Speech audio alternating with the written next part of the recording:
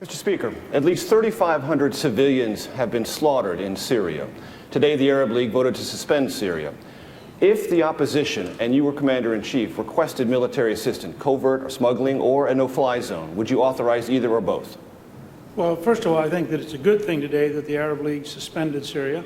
I think this administration should have been much more aggressive against Assad. I mean, it's ironic to me that Mubarak, who had been our ally for years, who had done everything he could to help the United States, who had helped us in the Iraq campaigns, who had done literally everything we had requested of him, he was dumped overnight by this administration in a way that signaled everybody in the world, don't rely on the United States because they'll abandon you in a heartbeat if they feel like it. Assad, who is our enemy and is an ally of Iran, has had amazingly soft treatment by our State Department, as though they are afraid to make him feel bad. I would actively approve taking those steps which would defeat his regime, which would probably be mostly covert. I don't think you need a no-fly zone. I think there are a number of steps you could take, and I think he would fall very rapidly. If the United States and Europe communicated clearly that Assad was going to go, I think you would find he represents a very tiny faction, and I think you would find him likely to be replaced very rapidly. Congressman Paul, covert operations in Syria? A green light for you? I think it would be a mistake. I think the Syrians ought to deal with their country. I think but what about the 3,500 dead?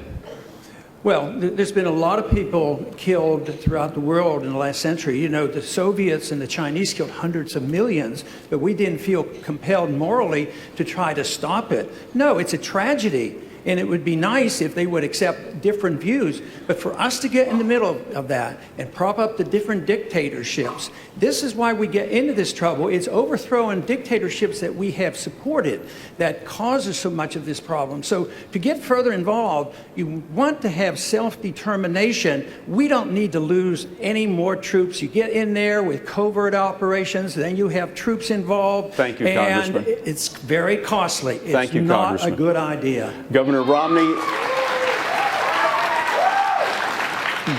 if I may ask you a 30-second follow-up to that, is it time for the Assad dictatorship to end? Would you use military force to do that? Of course it's time for the Assad dictatorship to end, and we should use covert activity, as Speaker Gingrich has just indicated. Look, the reason I disagree with Ron Paul on this is that you have in Syria a nation which is an ally, the only Arab ally of Iran. It is arming Hezbollah. It represents an access of great significance to Iran. And as a result, because of our concern about Iran and their effort to become the hegemon in the Middle East, it is important for us as a nation to stand up and to help those efforts to replace Assad. And that means helping Turkey and Saudi Arabia, who are putting pressure on him, as well as covert activity of our own. Governor, thank you very much.